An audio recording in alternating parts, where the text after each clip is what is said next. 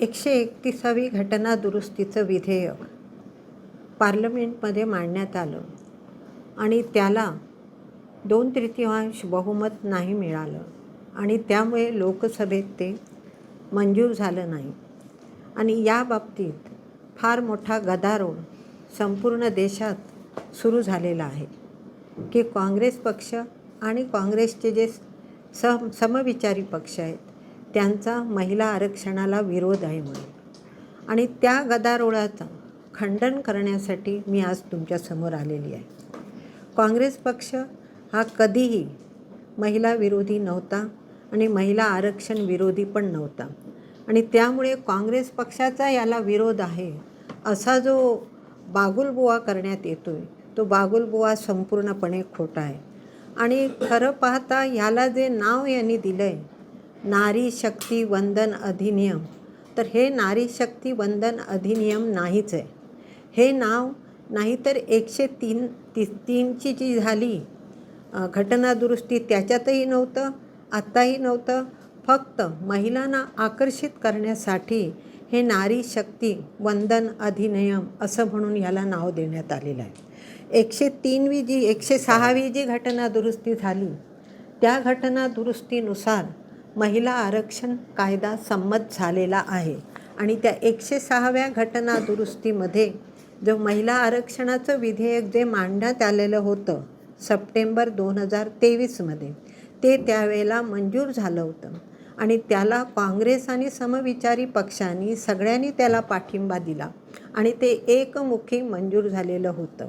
आणि 28 सप्टेंबर 2023 रोजी आपल्या राष्ट्रपतींच्या सहीने त्याचा अध्यादेश पण निघालेला आहे. म्हणजे महिला आरक्षण हे 2023 सालीच मंजूर झालं आणि त्याला काँग्रेसचा पूर्णपणे पाठिंबा होता. मग आता जे मांडलं गेलं 131वी घटना दुरुस्ती ती महिला आरक्षणासाठी नव्हती. ती 131वी घटना दुरुस्ती जी मांडण्यात आली ती डिलिमिटेशनसाठी मांडण्यात आली, म्हणजे मतदारसंघ पुनर्रचनेसाठी मांडण्यात आली. मग मतदारसंघ पुनर्रचना का आवश्यक वाटली सरकारला, केंद्र सरकारला, भाजप सरकारलाही का आवश्यक वाटली? पूर्वी जेव्हा ही 106वी घटना दुरुस्ती होती तेव्हा असं सांगण्यात आलं की आता आम्ही हे महिला आरक्षण लागू करत नाही, कारण आधी जनगणना होऊ दे, जनगणना होईल त्यांच्यानंतर मतदारसंघ पुनर्रचना आयोग स्थापन होईल आणि नंतर आरक्षण देण्यात येईल. नाहीतर मग जर 2023 साली जर हे मंजूर झालेलं होतं महिला आरक्षण तर 2024च्या लोकसभेच्या इलेक्शनला महिलांना रिझर्वेशन मिळायला हवं होतं. पण 2024ला महिलांना आरक्षण द्यायचं नव्हतं म्हणून यांनी या अटी त्यावेळेला सांगितल्या.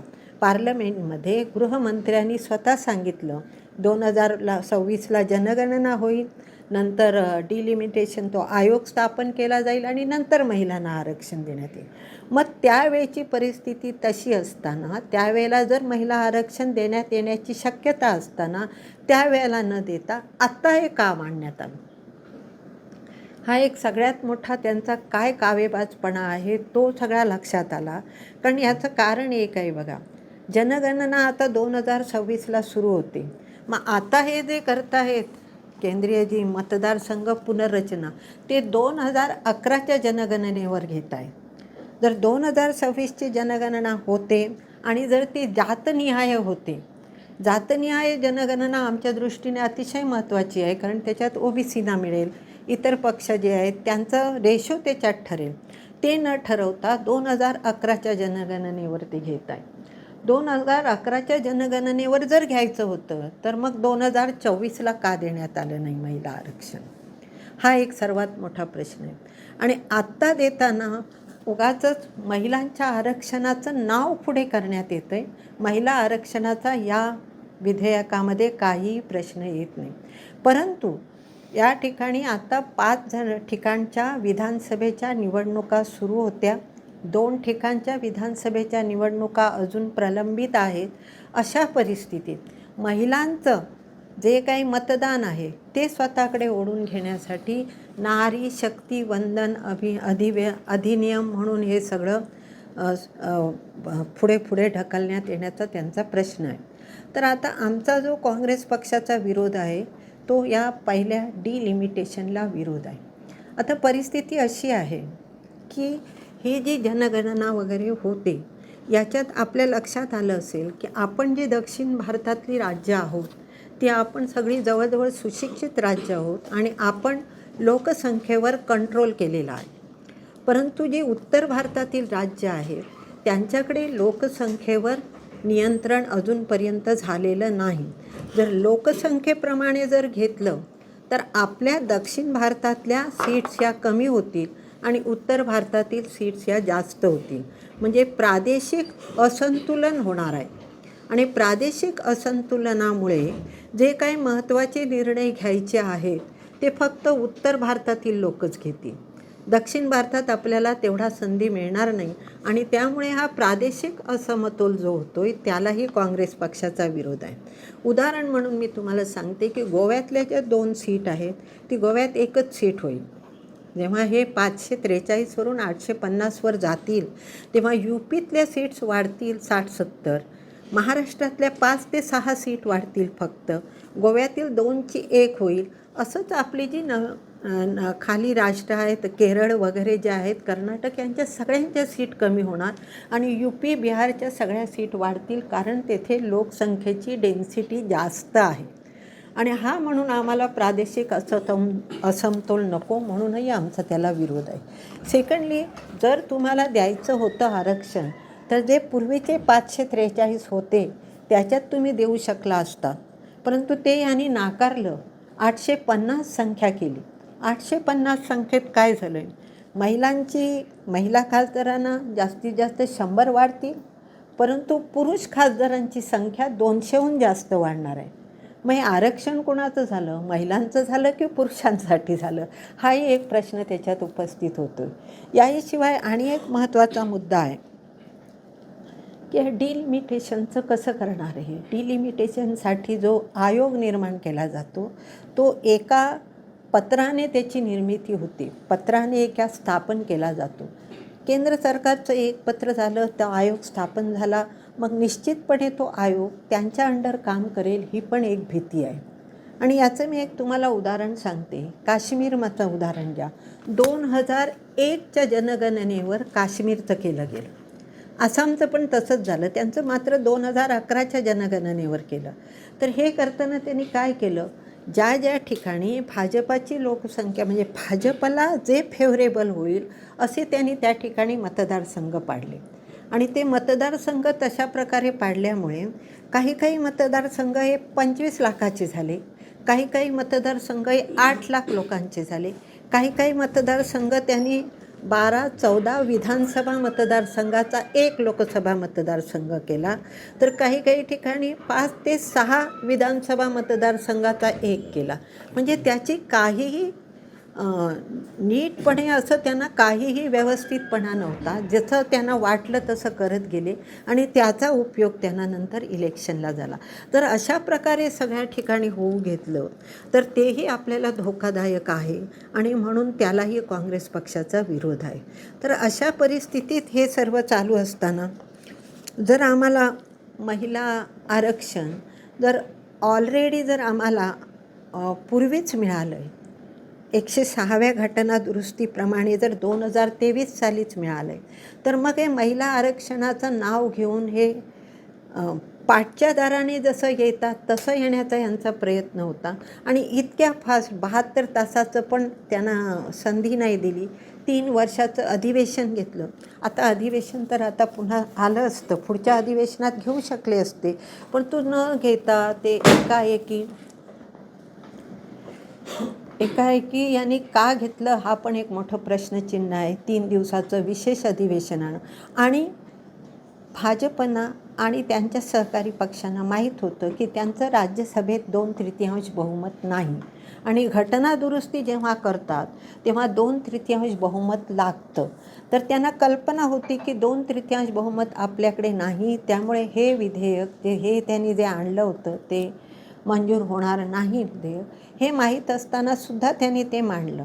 याच्यामागे त्यांचं हे होतं, मंजूर झालं तर आपलं, मंजूर नाही झालं तर काँग्रेस पक्षावर घालता येईल की काँग्रेस पक्षाने आणि सहकारी पक्षाने ह्याला विरोध केला आणि ह्याचा उपयोग त्यांना येणाऱ्या 2 राज्यांच्या निवडणुकीमध्ये आणि संपूर्ण देशभर काँग्रेस विरोधी वातावरण तयार करण्यासाठी घेण्यात येईल. आता काँग्रेस पक्षाचा याला विरोध कधीच नव्हता, केव्हाच नव्हता. कारण 1989 साली, मी तुम्हाला थोडी मागच्या गोष्टी सांगते. 1989 साली जेव्हा आमचे कैलासवासी राजीव गांधी पंतप्रधान होते, तेव्हा त्यांनी पंचायत राज विधेयकामध्ये हे महिला आरक्षणाचं विधेयक मांडलं होतं. परंतु त्यावेळेला काँग्रेसकडे राज्यसभेत 2/3 बहुमत नव्हतं. लोकसभेत पारित झालं, परंतु राज्यसभेत ते पारित नाही झालं, कारण भाजपने त्या ठिकाणी विरोध केला होता. त्यानंतर पंतप्रधान नरसिंह राव आले 92-93 साली बहुतेक, आणि पंतप्रधान नरसिंह राव आल्यानंतर नरसिंह रावांनी त्यावेळेला 33% आरक्षण सुरू केलं. हे काँग्रेसनेच केलं. राजीव गांधीजींच्या वेळेला पण काँग्रेसने केलं, नरसिंह रावच्या वेळेला पण काँग्रेसचंच ते हे होतं.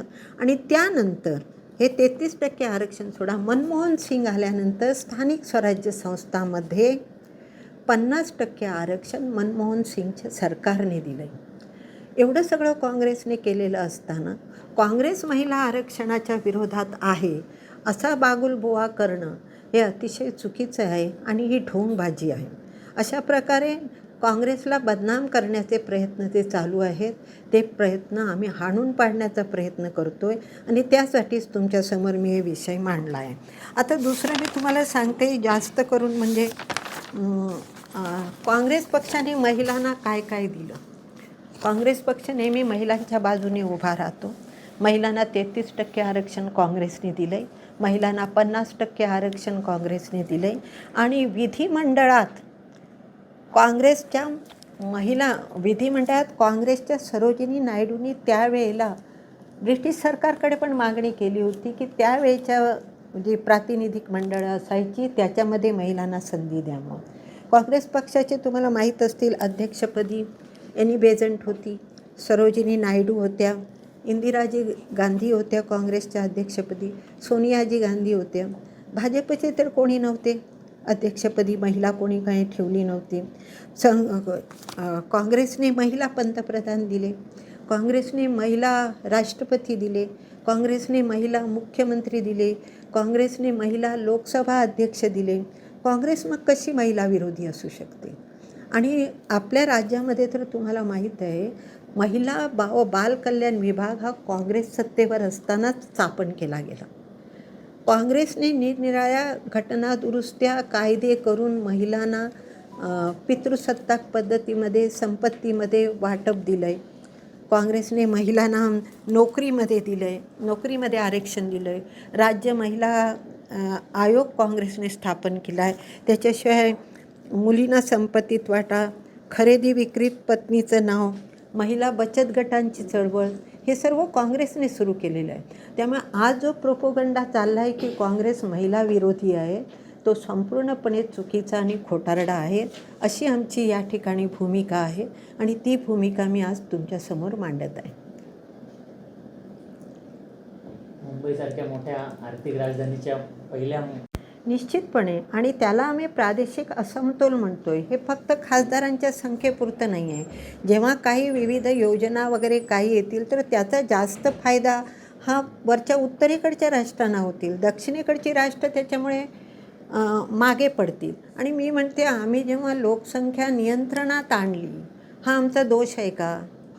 ह्याचा आम्हाला त्याचा आमच्यावर सूड उगवला जातो आहे का? कारण आमची लोकसंख्या कमी आहे, आम्ही लोकसंख्या नियंत्रणाला आम्ही साथ दिली, म्हणजे त्या ठिकाणचे वाढणार आणि त्या ठिकाणचे जास्त लोक मंत्री होतील, जास्त लोक खासदार होतील आणि आम्ही मागेच राहू ना सगळे. महाराष्ट्राचं जर कॅल्क्युलेशन बघितलं तर 5 ते 6च वाढत आहेत, जास्त वाढत नाही आहेत. गोव्याची तर 1 सीट कमीच होते, एकच राहते तिथे. मग हे प्रादेशिक असमतोल नाही का? महाराष्ट्रात वाढत आहे 6-7च वाढत आहेत, जास्त वाढत नाही. तुम्ही बघा ते कॅल्क्युलेशन. महाराष्ट्रात दावा करतायत 20 ते 30च्या पटीने वाढत नाही वाढत आहे, नाही वाढत तेवढे. उत्तर प्रदेश आणि बिहार त्या तिकडे वाढत आहेत ना, त्याच्या दृष्टीने फार नगण्य वाढ.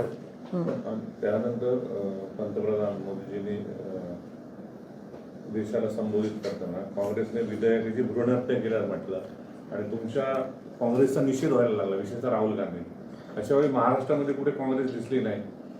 आम्ही आज तुमच्यासमोर त्याच्याचसाठी आलो. एवढे दिवस आम्ही कुठे दिसली नाही Congress back to back Rahul गांधींच्या बाजूने उतरताना. तर आता आम्ही तुमच्याकडे येतोय ते आम्ही तुमची बाजू, आमची बाजू तुम्ही मांडावी याच्याचसाठी आलोय. तुम्हाला खूप लेट झाल्यासारखं वाटत नाही का? नाही, एवढं तर लेट नाही वाटत मला. कारण आता तिथे भ्रूणहत्या वगैरे हे शब्द कितीतरी चुकीचे आहेत. भ्रूणहत्या तुम्ही कोणाला म्हणताय? जेव्हा सुरूच काँग्रेसने केलंय महिला आरक्षण, तेव्हा भ्रूणहत्या प्रश्नच नाही. हसण्यासारखा आहे विषय हा. भ्रूणहत्या झाली, भ्रूण कुठचं? जे झालंच आहे, आरक्षण ऑलरेडी झालेलं आहे, त्याला आता तुम्ही भ्रूणहत्या वगैरे नाव देऊन हे काही विचित्रच वाटतंय सगळं आहे. आरक्षण ऑलरेडी झालं आहे. 2000 आपली 106वी घटना दुरुस्ती झाली, 2023ला झालं आहे. त्याच्यावर पार्लमेंटमध्ये सर्व पक्षांनी बहुमताने एकमताने केलं आहे. त्याच्यावर राष्ट्रपतींची सही झाली, सगळं झालं आहे, कायदा संमत झाला आहे. मग आता कुठची भ्रूणहत्या? मतदारसंघाचं फेरनियोजन पुनर्रचना करण्याचा जो डाव होता तो आम्ही मोडीस काढला, त्याला तुम्ही भ्रूणहत्या म्हणताय? विधेयकाची भ्रूणहत्या म्हटली. कसलं विधेयक? कसलं विधेयक? विधेयक कसलं ते? कसलं विधेयक? त्याला भ्रूणहत्या हा शब्द महिला कसा? आरक्षणाचं विधेयकच नव्हतं हे. हं. हे जे विधेयक होतं ते महिला आरक्षणाचं नव्हतं. डिलिमिटेशन करून आपल्या भक्त लोक असलेल्या राज्यांची संख्या वाढवायची आणि आपली कायमस्वरूपी सत्ता प्रस्थापित करायची हा भाजपचा डाव होता. तो डाव काँग्रेसने उधळून लावला. चुकीचा वाटतोय भ्रूणहत्या. काँग्रेसची भूमिका काय राहणार आहे? काँग्रेसची भूमिका निश्चितपणे महिला आरक्षणाच्या बाजूने आहे. आणि महिला आरक्षण पास झालेलं आहे, बिल कायदा झालेला आहे तो. तुमच्यावर टपका येतोय. मी माझा प्रश्न तेच आहे, काँग्रेस महाराष्ट्राचं देशात कुठे दिसतच नाही. त्याच्या विरोधी नाही, आज ही भूमिका मांडताना काँग्रेस कुठे दिसत नाहीये. आता आम्ही तर तुमच्याकडे आले, तसं प्रत्येक जिल्ह्यात आम्ही फिरतोय. कुठे दिसतच नाही. महाराष्ट्रामध्ये कुठे दिसत नाही. ना प्रदेशाध्यक्ष तुमचे दिसत आहेत, ना मेन लीडर दिसत आहेत काँग्रेसचे. मी आले ना तुमच्याकडे. तुम्ही आता आला मॅडम, या 8 दिवसानंतर. 8 दिवसानं आम्हाला जसे आदेश आले आम्ही आलो. सगळीकडे आम्ही फिरतोय, महाराष्ट्रभर फिरतोय. महाराष्ट्रामध्ये काँग्रेस कमी पडतंय असं वाटत नाही का तुम्हाला? नाही, काँग्रेस कुठेच कमी पडत नाही. तुमची आता स्ट्रॅटेजी काय असणार आहे? जसं भाजप आमची स्ट्रॅटेजी ही आहे की महिला आरक्षण निश्चितपणे मिळणार आहे, मंजूर झालेलं आहे. त्यांनी कितीही प्रयत्न केले तरी त्यांना 2026ला नाही दिलं, 2029ला 2024ला नाही दिलं, 2029ला त्यांना आरक्षण द्यावंच लागणार आहे. आणि आमचं म्हणणं आहे, तुम्हाला जर 850 करता येत नसतील तर जे 543 आहेत त्याच्यात द्या ना. आता आम्ही स्थानिक स्वराज्य संस्थांचं पहिलं जे 33% दिलं, 33% देताना जी होती मत, जी लोक सदस्य संख्या जी होती त्याच्यातच दिलं ना स्थानिक स्वराज्य संस्थामध्ये. आता त्याच्यासाठी वाढवायची संख्या, ते पुरुष संख्या 200 वाढवायची, ती वाढवायची आणि नंतर द्यायचा, हा काही विषयच होऊ शकत नाही. आमचं म्हणणं आहे जे 543 आहेत त्याच्यात द्या, नाहीतर नव्याने जनगणना व्हा. आमचं मागणी जातनिहाय जनगणना होऊ दे, त्याच्यात कोटा ठरू दे, त्याच्यात महिलांना तुम्ही द्या. काय देताय 33%, ते जो कायदा झाला आहे त्याच्याप्रमाणे द्या. डिलिमिटेशनला तुमचा विरोध आहे? हो, डिलिमिटेशन व्यवस्थित होऊ दे. हे असं गडबडीत नाही. गडबडीत तुम्ही विधेयक आणताय, गडबडीत तुम्ही मंजुरीला पाठवताय, तुम्हाला माहीत आहे ते मंजूर होणार नाही. त्याला नाव तुम्ही देताय नारी शक्ती वंदन. ते नावाचा काही प्रश्नच येत नाही. ते नारी शक्ती वंदन नाही, ते त्याच्यात काही महिला आरक्षणाचा प्रश्नच नाही आहे.